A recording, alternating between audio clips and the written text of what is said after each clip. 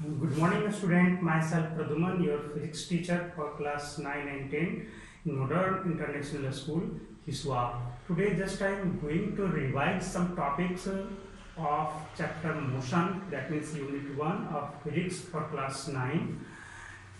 First of all, the first topic is distance and displacement. In previous classes, just I have discussed about this, what is distance, what is displacement, and on which vector both are dependent, है ना। आइए distance क्या है।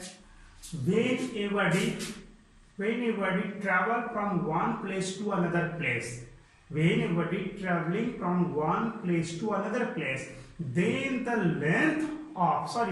actual length of path, कोई path तो follow करेगा ही ना, किसी path को वो follow करेगा, then the actual length of path is known as the distance traveled by the body, traveled by the person.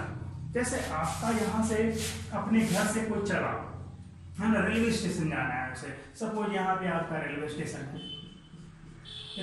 है, इसे जाने के लिए स्ट्रेट तो है नहीं, ये यहाँ से इस रोड पे गया, फिर इधर की ओर गया, फिर इस तरह से रोड घूम करके आ गया, तो इस तरह से चला तो इसका पाथ तो इस तरह का रहा है ना। इस पाथ का जो एक्चुअल लेंथ होता है वही क्या होता है, डिस्टेंस होता है ना। ये जो डिस्टेंस होता है वो पाथ के नेचर पर भी डिपेंड करता है कि कैसा पाथ है ना। आइए इसके बारे में भी डिस्कस हम करेंगे थोड़ा सा। डिस्प्लेसमेंट क्या है? डिस्प्लेसमेंट कभी भी ट्रैवल नहीं किया जाता, डिस्प्लेसमेंट ऑटोमेटिकली होता है खुद से। वो automatic shortest distance between initial and final position. Initial position में इसमें क्या है, तो स्टार्टिंग पॉइंट तो इसका होम है, that means initial position of the person is its home point, and final that means destination, that means railway station, there is railway station, so the final position is here at railway station. Then displacement of the body, displacement of the person is when you take a thread and tie here one end and tie another end by stretching them to the railway station. एक धागा लेकर के हम क्या करेंगे, यहाँ बांध करके एकदम फ्री इस तरह से खींच लेंगे। हाँ, बीच में ऐसा ना हो कि कहीं पे किसी चीज में टच करे, किसी चीज में टच नहीं करना चाहिए, बिल्कुल फ्री होना चाहिए, है ना। तो इस केस में आपका क्या हो जाएगा, डिस्प्लेसमेंट। तो ये थ्रेड का जो लेंथ हो गया, दैट मींस ये सबसे शॉर्टेस्ट हो गया, यही लेंथ क्या हो गया आपका, displacement. This is the displacement. आपको पता है आपका डिस्टेंस में आपका डायरेक्शन स्पेसिफाई नहीं है, आपका डिस्टेंस के लिए तो पाथ तो ये है, इस पाथ में क्या है, आपका डायरेक्शन फिक्स है नहीं। कभी आपने देखा कुछ देर तक इस डायरेक्शन में मूव किया, कुछ देर तक इस डायरेक्शन में गया, कुछ देर तक इस डायरेक्शन में गया, तो फिक्स डायरेक्शन तो नहीं रहा, that means distance is a scalar quantity. But in case of displacement only one direction is mentioned here, always toward the final position, that means destination. So this is a vector quantity, है ना। चलिए ये तो हुआ, कुछ और term हम लोग जान लें। कभी कभी आप क्या करोगे, स्ट्रेट पाथ होने के बावजूद भी डिस्टेंस एंड डिस्प्लेसमेंट का केस एक और समझा जाए।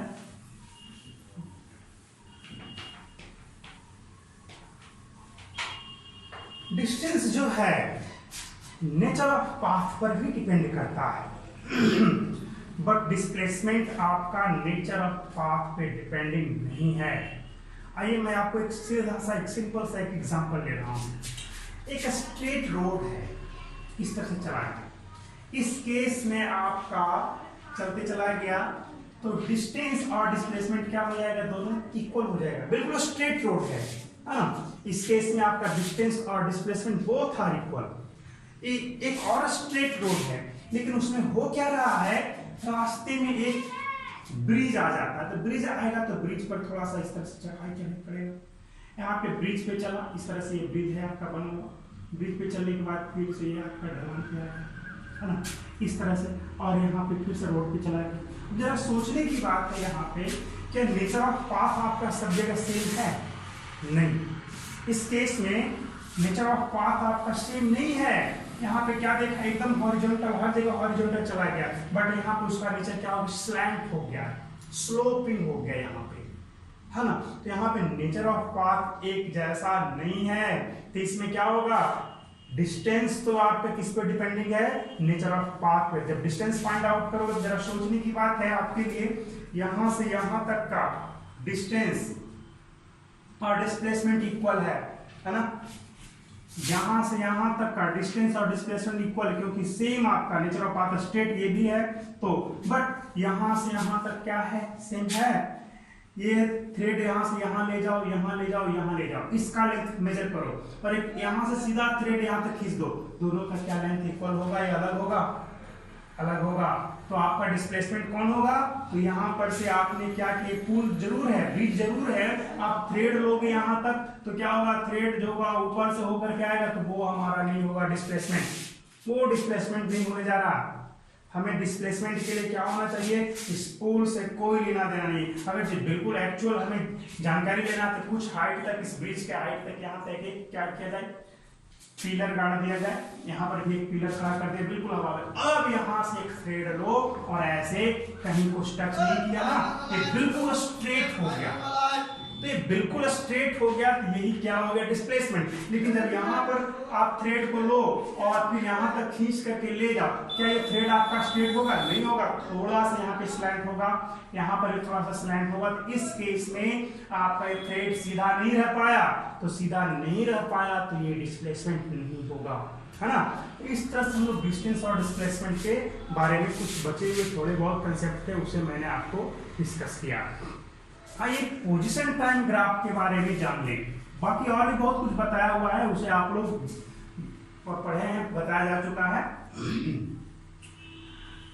देखा जाए पोजीशन टाइम ग्राफ में क्या होता है, जैसा कि नाम आपको दिया गया है, जब भी ग्राफ किसी इक्वेशन का खींचा जाता है, किसी रिलेशन का खींचा जाता है, एक्स एंड वाई, आपने पढ़ा होगा एक्स वाई ग्राफ। तो यहाँ पे एक्स वाई ग्राफ में यहाँ पे पोजीशन टाइम ग्राफ है, यहाँ पे टाइम एक्सिस को हमेशा x डायरेक्शन में रखना चाहिए।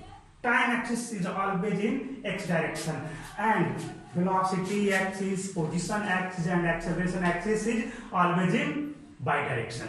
ये आपको ऊपर वाला वर्टिकल डायरेक्शन है, इसमें आपको वर्टिकल तो नहीं कहेंगे, है ना, लेकिन हम लोग जैसा बोर्ड पे ड्रॉ कर रहे हैं उस तरह से वर्टिकल बोलते हैं। तो ये क्या हो गया आपका, इसमें आपको पोजीशन रखोगे, तो उस केस में आपको पोजीशन टाइम ग्राफ में दो चीज आपको इंपॉर्टेंट है, ये तो पता चल गया। आइए पोजीशन टाइम ग्राफ को हम लोग ड्रॉ कैसे करते हैं, या पोजीशन टाइम ग्राफ से हम किसी चीज को ऑब्टेन कैसे करते हैं। हमने एक ग्राफ को ड्रॉ किया है ना, यहाँ पे आपसे पूछा जाएगा कि क्वेश्चन ये है, राइज कर रहा है कि आपका 0 से 1 सेकेंड तक के लिए बॉडी का पोजीशन क्या है, what is the position of body from 0 to 1 second, है ना। देखिए पोजीशन टाइम ग्राफ में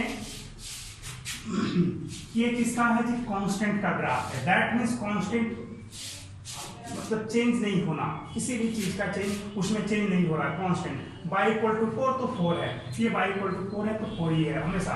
अगर यहाँ पे पोजीशन टाइम ग्राफ दे दिया जाए, यहाँ से 4 मीटर पर है, तो आपका ये चलते जा रहा 4 ही मीटर पे है, ऑलवेज क्या है 4 मीटर पर ही है। तो ऑलवेज जब 4 मीटर पर जब रहा तो क्या हो गया, वो रेस्ट में रहा या मोशन में रहा, वो रेस्ट में हो गया। कैसा हो गया, वो रेस्ट में हो गया, है ना। तो ये इस तरह से आपको पहले भी बताया जा चुका है, ये रेस्ट में है। अब देखिए एक और ग्राफ ले लें, यहाँ से चलना शुरू किया, यहाँ पे आपका 2 है ना। क्या देख रहे हो, पोजीशन है, इनिशियली देखा गया तो 2 पे है ना। जैसे हम यहाँ पर से देखना शुरू किया, देखो यहाँ बड़ी इस जगह पे है, यहाँ पर से यहाँ से वो चलना स्टार्ट किया, तो हमारे लिए जब हमने ऑब्जर्व किया तो वो हमारे पास तो नहीं था, हमसे 2 मीटर की डिस्टेंस पे था, तो उसका पोजीशन क्या हो गया, हमसे 2 मीटर की दूरी हो गया।